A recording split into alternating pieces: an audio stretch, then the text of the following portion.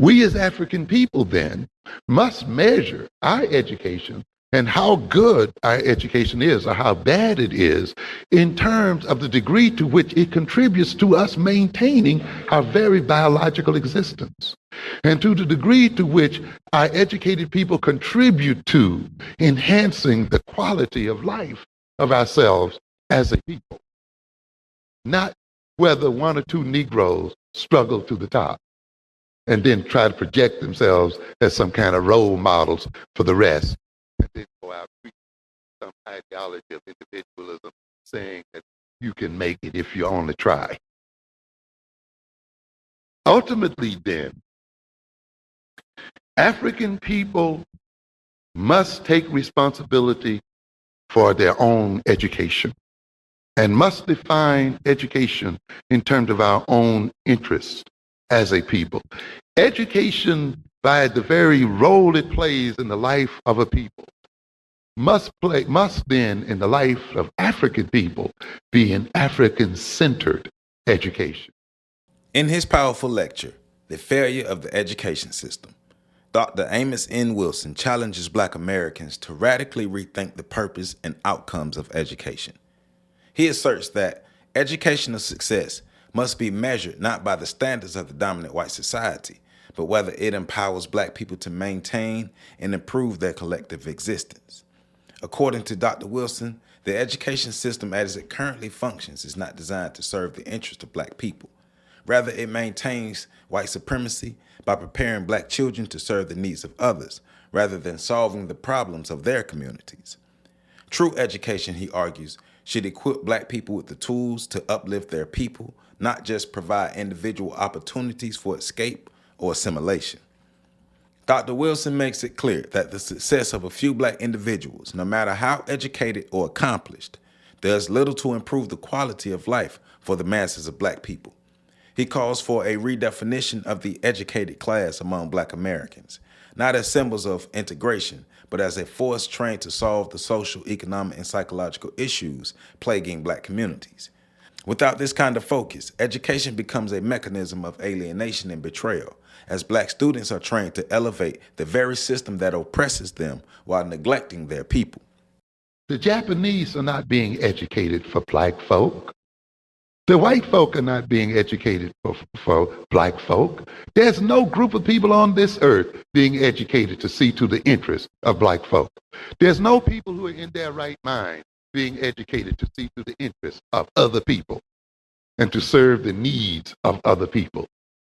Folk who know that they are folk and people who know that they're people who know what their identity is, are operating in their own interests.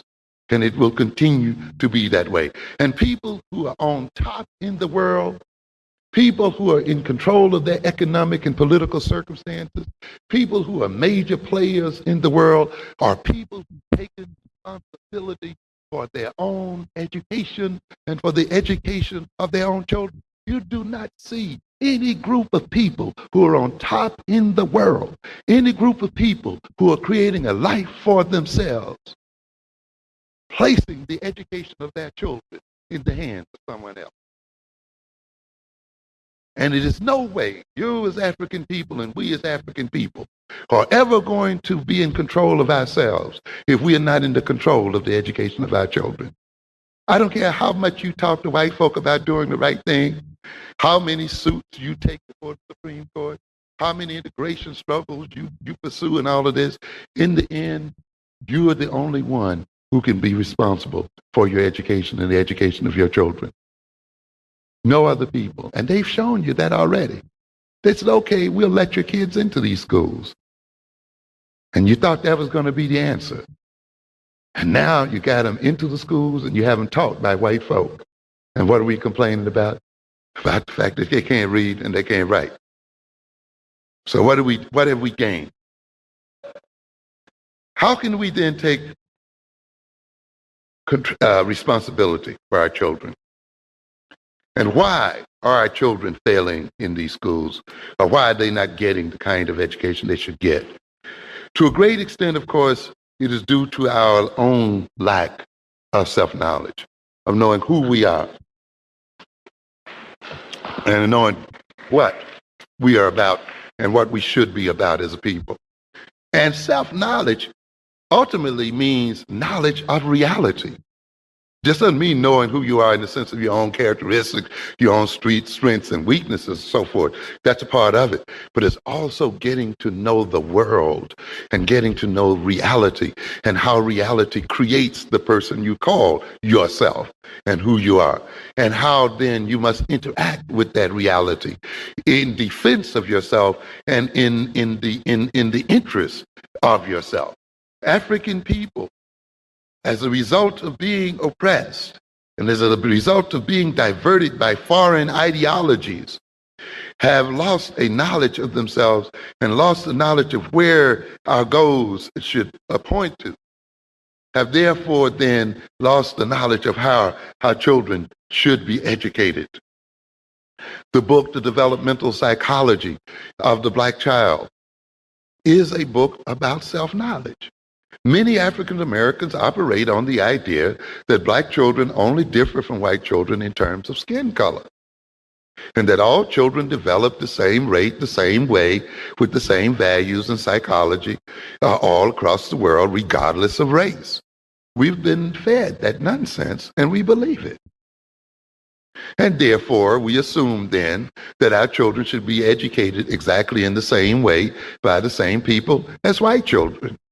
And we assume then if we put them into the same classrooms and have them taught by the same teachers and have them read from the same books, they will get the same education. And we are now puzzled then as to why, after we put them in the same classroom, have them taught by white teachers, have them put in schools run by white principals and white superintendents, and we've struggled and put them in integrated schools, they still have problems in reading and writing and learning and education, period. We're puzzled by this idea. But could it be because we really did not know ourselves? We did not know the fact that black children do not develop at the same rate or in the same way as white children. And some of you will let me just read you something quickly here from Awakening the Natural Genius of Black Children about the nature of the development of the black child. Here's a study that was done in Kenya and Uganda on African children. A study that was supposed to look at the effects of malnutrition, and where the white psychologists and others went over to look at the development of black children, and they expected these children to be retarded in their development. Let me just read a piece here of a description of what they found. In 1956, Marcel Gibert, under a research grant from the United Nations Children Fund, traveled to Africa to study the effects of malnutrition on infant and child intelligence. Let's pick the people who suffer from malnutrition the most, and we'll get a clear case as to what the effects of malnutrition are on children's development and intelligence. But they made a momentous discovery. She found the most precocious, brilliant, and advanced infants and children ever observed anywhere. These infants had smiled continuously and rapturously from at least their 4th day of life. Blood analyses showed that all the adrenal steroids connected with birth stress were totally absent by the 4th day after birth. Sensory motor learning and development were phenomenal, indeed miraculous. This is what we talk about when we talk about black child development. This is not a child who happens to be black. We're talking about an African child whose Africanness is a part of their total development orientation. A superior intellectual development held for the first 4 years of life. So we're not talking about children who only differ in color or different in the way they grow in terms of their bone development, teeth development. We're not talking about the fact that black children speak before white children, months ahead of white children. They walk months ahead of white children, and so forth. We are also talking about the fact that their intellectual characteristics are in advance of white children. We're not talking about the mere fact of black children who can do things at 2 days old that it will take a white child a month and a half to do. You understand? So you've got to know yourself. Let's continue. These infants were awake a surprising amount of time, which meant that they were able to take in information from the world and learn from the world and be shaped by the world because they weren't spending all of their time asleep to the world. Alert, watchful, happy, calm. They virtually never cried. The mother responded to the infant's every gesture and assisted the child in any and every move that was undertaken, so that every move initiated by the child ended in immediate success. And I don't have time to talk about the psychology of what this sentence means, but it implies that you begin to build confidence in children from the very first day by responding to their needs. And by meeting their needs, you begin to build in them a sense of competence, that when they indicate a need, the world will respond, that they can control what happens to them by projecting certain types of communicational signals to the world. In other words, self-confidence, a sense of competence, a sense of initiative, a sense of self-control, and so forth, begins to be developed in a child from the very first moment of birth, depending on how the parent responds to the child and depending on how the environment responds to the child. And when we look then at the way African mothers respond to these children, we see a reciprocal relationship going on. Their response to these children and the ability of these children to emit responses reciprocate each other and advance intellectual and physical development of these children. It goes on to say that at 2 days of age, 48 hours, these infants sat bolt upright, held only by the forearms, with a beautifully straight back and perfect head balance, their finely focused eyes staring intently, intelligently at their mothers, and they smiled and smiled and smiled. Now, they gave these children tests a bit later. And one test here involved at 6 weeks old, 7 weeks, a particular, let's read it. At 6 or 7 weeks, these children crawled skillfully and could sit up by themselves and would sit spellbound before a mirror, looking at their own images for long periods. This particular ability was not to be expected in European American children, in the American European child before 24 weeks. What are we saying here? That the African child is exhibiting at the 6th and 7th week, okay, those things that the American European child does not expect to exhibit until the 6th month. So we're not talking about children who happen to be black, you see, or children who are colored. We're talking about children who are the children of the first of mankind on this earth. And as black man was the first to walk on this earth, the black child is the first child to walk as a child. And as the black man was the first to speak language on this earth, the black child is the first to use language and symbols. As the black man was the first to draw intelligent conclusions and build cities and nations and to engineer the world, the black child exhibits in its psychomotor responses and its ability to coordinate its bodies with its mind before white children, that the history of black people is yet in the genes of his children, and that the potential of the black man is in the potential of his children. But a people who do not know themselves, who do not know their history, who believe the propaganda put out by racists, who have such an inferiority complex until they are willing to step down to white folk instead of living up to their potential, will destroy the potential that they have. There is no reason on earth for the black man to be ruled by white folk or any other man. There's no reason for the black man to be dependent on any other people. You can only see that as your natural role, and you can only see that as your natural place in the world if you've come to believe lies and mythologies, and if you've come to believe in your own inferiority as a people.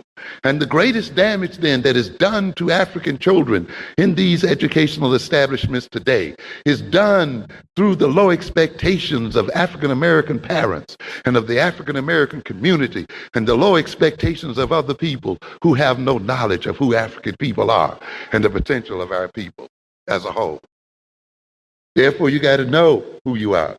At 2 days old, and we'll bring it to a close here in a minute, these infants set upright, held, let's see, between 6 and 7 months, the Uganda children performed the toy box retrieval test. Jaber, that's the psychologist, showed the infant a toy, walked across the room, put the toy in a tall box. The child leaped up, ran across the room, and retrieved the toy. Besides the sensory motor skills of walking and retrieval, the test shows that the object constancy had taken place. The first great shift of logical processing in the brain, at which point an object out of sight is no longer out of mind. The characteristic of infancy and early childhood. This test, successfully completed by Ugandan children between 6 and 7 months of age, was not to be expected until somewhere between the 15th and the 18th month in American and European child. We're not talking about people who happen to be colored. You understand? But if you don't know yourself, if you don't know your developmental history, if you don't know that your psychology as an individual and your psychology as a people comes out of your unique experience as an individual and as a people, if you're not aware of this, if you're not aware of how your experience as a people shapes the way you think, the way you see the world, the way you see yourself, shapes your very values, shapes your motivation, shape your goals and aims in life. If you're not aware of that, and if you're not aware of how the American experience has shaped these things to fit the dominance of white folk, then you're going to miseducate your children, you're going to miseducate yourself, and you're going to remain under the domination and control, not only of white folk, but of any other folk that comes into this country and comes into this world. Arabs will rule over you, Latins will rule over you, Asians will rule over you, everybody will rule over you, and anybody who has a sense of who they are, what they are, anyone who operates and educates their children according to their tradition, according to their background, according to their history, according to their identity. The Japanese educate their children in terms of their Japanese-ness, not in terms of white folk, not in terms of black folk, but in terms of themselves. It is the brainwashed Negro who tries to educate himself as if he were not black, but as if he were some white person. And this leads to miseducation, if no education at all. There are many effective schools, and we don't have time to talk about them today. I have the information here, but the time is catching up with us. There are many good examples of black schools that have succeeded well. One of the examples, I just need to read just a little bit here, is one of the Marcus Garvey School that's quoted in this book. And let's just read quickly. A Marcus Garvey all-black school, African-centered school. Not a bunch of black folks sitting in with white folk, sitting under white teachers who think that they can't learn and think that 2 + 2 is not 4 in the Bronx. It's only 4 when you ship them out to Westchester. You know, who think that you can't learn to read. You know, you can't learn to read to escape from their Africanness, when they don't believe that to be called African is a curse. You see, when they don't run from their Africanness, but they run to it, and they embrace it, and they become a part of it. Let's see what happens to their learning when they decide and say out loud that I'm black and I'm proud, and that I'm African and I'm proud. Let's look at a school then that is all African. What does it say here about this school? Students in Marcus Garvey School, this is in California, range from 2-year-old preschoolers to 9th graders. Garvey's emphasis, even for preschoolers, is on academics. Some of you go to these little Head Start schools and these early childhood education schools based on white folks' theory. They should learn to be social. Well, they've been socializing from day one. You know, black people are the most social people around. So you don't need to bring them into an early educational situation to socialize some more. In fact, you need to tone it down and get them into a structured situation and put them into an academic setting. Let the white folks play. Our children in kindergarten are reading out of 6th grade books. This is what happens when you admit that you're an African person. But when you're running from your Africanness, you can't read well. You see, their progress in arithmetic has not been quite as dramatic. Most students are working 3 or 4 grades above level in arithmetic. Okay. Marcus Garvey has no physical education program, never will, according to Palmer. And its arts and crafts programs are minimal. The focus is on the basics. Are, as Palmer describes it, the ones our children will need in order to compete. You got to look at the future. Palmer, who heads this school, looks at the future. We've got to compete with the Japanese. We've got to compete with white folk. We've got to compete with the Latinas. We've got to compete with all other ethnic groups. This ain't about no harmony and love between sisters and the brothers and all this. This is not the way the world operates. People compete against one another. The other people are not going to give up their control of your communities. You're going to have to take control from them. They're not going to give up jobs in the name of some human kindness. They're going to maintain those jobs. If you're sitting around waiting for ethnic groups to give you your fair share, you'll be waiting forever. The idea is you have to compete and you have to prepare yourself to compete. Our children, and they go on here, but let me just read a bit from a reporter who visited these schools, and there are many. I have many reports about this school. It is unusual to hear 2nd graders reading out of 8th grade textbooks. This is something black folk have given up. Or a 5-year-old reciting the preamble to the U.S. Constitution. But at Marcus Garvey School in Los Angeles, such things happen every day. These are not unusual schools. This school is not a school for exceptional children. It does not select and pick these children. And you know another thing it does? It tries not to hire educated teachers with degrees. Yes, yeah. That's right. It works very hard, as much as possible, to keep teachers with the credentials out. They train their own teachers, you see, and develop the kind of teachers they need. If you know yourself well, if you know the world you live in, you know immediately that no matter how credentialed teachers are today, they are not fit to teach African children. You will know that. You will also know then that you, as an African people, we as an African people, must train the people who will teach our children. We must define the kind of education that they must have. We cannot let another people set the standards for credentials and so forth and impose themselves upon our children. No people who are sane, no people who are concerned will let another people set standards for who teaches their children. Any people who love their children are very careful about the kinds of people they let come into contact with them. That is why white folk, before they let you come in contact with their children, will make you go through 11 dozen years of white education before you can get to them. Because they want to make sure that you've been appropriately indoctrinated, your values have been appropriately twisted, your whole outlook on life has been appropriately set up so that you can maintain them and their way of life. But we're the only people who say, oh, you got a BS, you got a BA, you got an MS, come on in. You know, it doesn't matter what you think, what you feel, or anything. We call that what? Qualified. No, it's not qualified. Now, he goes on here to say, in Los Angeles, it happened every day. What is even more interesting is the fact that all of the more 300 students are black. No white folk in here. In mid-April, at the African People's Conference held at Compton Community College, I watched youngsters from the Garvey School put on a demonstration of academic prowess, the likes of which I had never seen before. A 4-year-old girl spelled words like bizarre, pharmaceutical, sardonic, impeccable, and when asked, knew what they meant.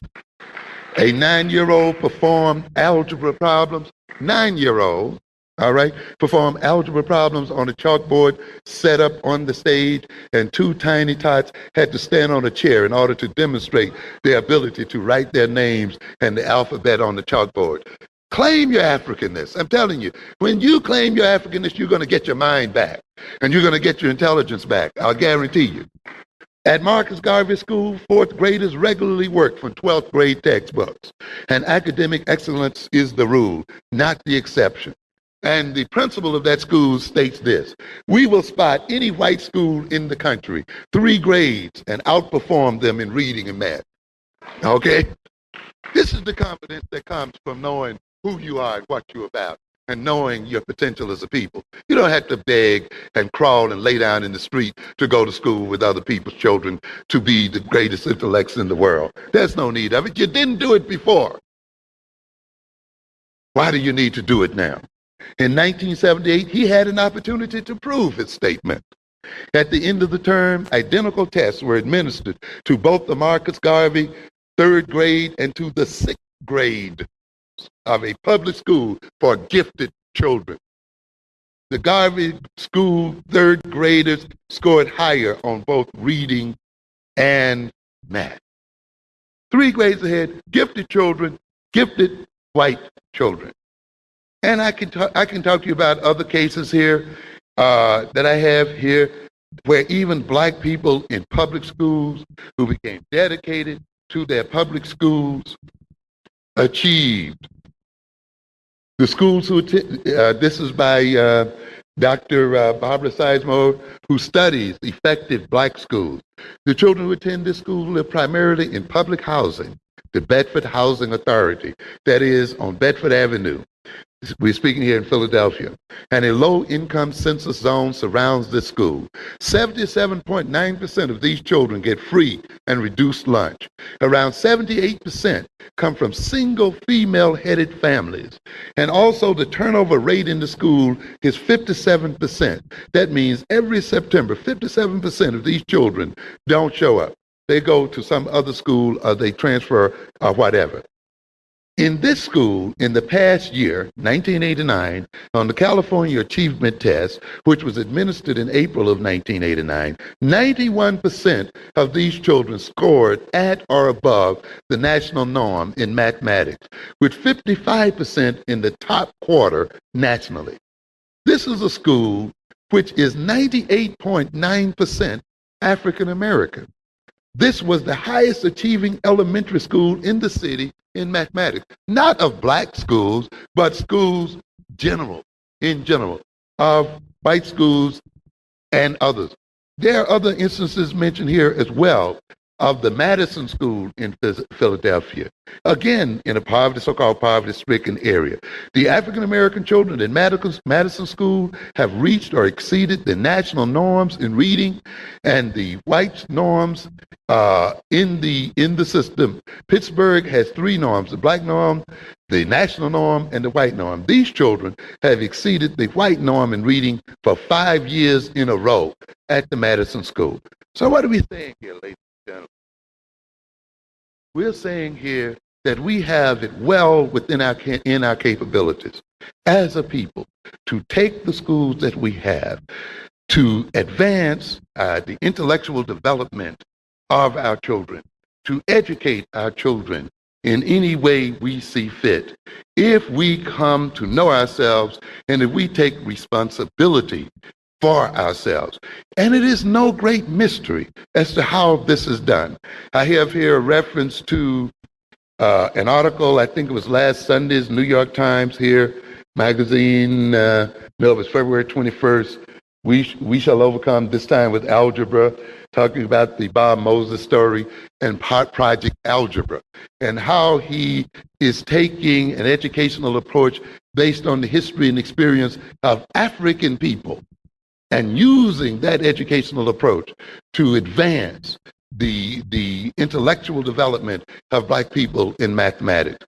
Another story here in the Newsweek magazine of September 23rd, 1991, with the cover was Cleopatra Black, an interesting magazine in itself, that talks again about this black school in California, where students pursuing the African ideal at their early morning assembly called by a key Swahili name, the school's 42 students, all African American, pledge to think black, act black, speak black, buy black, pray black, love black, and live black. Students sing Bob Marley, not Francis Scott Key. They recite Langston Hughes and not Vachel Lindsay. We have a rich tradition to share, says the executive director, who wears African attire, and a bright future. The Academy's graduates are the only blacks in the local high school's advanced placement class. In other words, where you see an African-centered curriculum, where you see African people acting on the basis of their African history, you see African intellectual development and superiority occurring. An older magazine you might find of interest in your library published September 1982, Discover magazine, with an interesting question. IQ, are the Japanese really smarter? You know, a lot of people asking that question today, right? And I think it's interesting here to note the dramatic evidence that there is a disparity between Japanese and American IQ levels appeared in the May issue of Nature, that's the science magazine journal. In a 2-page report, Richard Lynn, a British psychologist, cited that in a single generation, I want you to keep this in mind, the national mean IQ score in Japan has risen 7 points. By the way, the mean IQ score for black people has also risen over time as well. And you can raise the average IQ of people. Do not believe in this mythology that your IQ is fixed at birth. People can be taught to be intelligent and can learn to be intelligent. To a great extent, the history of African Americans has been a learning, but a learning to be dumb. It takes intelligence to learn even that. And so, yes, we learn very rapidly. It's not smart to be smart. It's smart to be dumb. You know, that takes a certain amount of reasoning, doesn't it? And perception. You know, you young people there, you learn when your peer groups will call you a nerd for being smart, when you are excluded or rejected because you study, when they call you a white boy, a white girl, or tell you you're acting white because you read, because you study, because you turn in your homework, you learn very rapidly, don't you, to give it up, to put on the dumb act, to actually become dumb, to work hard at being dumb, so you can be what? Accepted and loved. That's a smart move. A central theme in Dr. Wilson's lecture is the importance of self-responsibility. He emphasizes that no other group will prioritize the education of black children, and it is dangerously naive to expect otherwise. For Wilson, a group that allows its historical competitors to educate its children has already accepted its subjugation. He warns that black parents and leaders must assume full responsibility for shaping an education system that centers African values, knowledge, and survival strategies, or face the continued deterioration of our communities. Dr. Wilson further explains that black children must be developed through an African-centered philosophy that reflects their cultural identity and lived realities. He rejects the idea that black children can or should be educated in the same manner as white children or children from other racial groups. Every person has its own cultural imperatives, and the failure to instill those in black children leaves them culturally disarmed and intellectually misaligned with the needs of their community. Education, he argues, must prepare children to face and solve real-life problems specific to their group. Dr. Wilson concludes that the failure of both the educational and home environments has led to generations of black youth unprepared to meet the challenges of life. If these environments do not change, they will continue to produce individuals incapable of addressing the deep-seated issues within their communities. The lecture is a powerful indictment of a misaligned educational system and a passionate call for a complete overhaul, one rooted in African-centered thought, cultural self-determination, and community empowerment.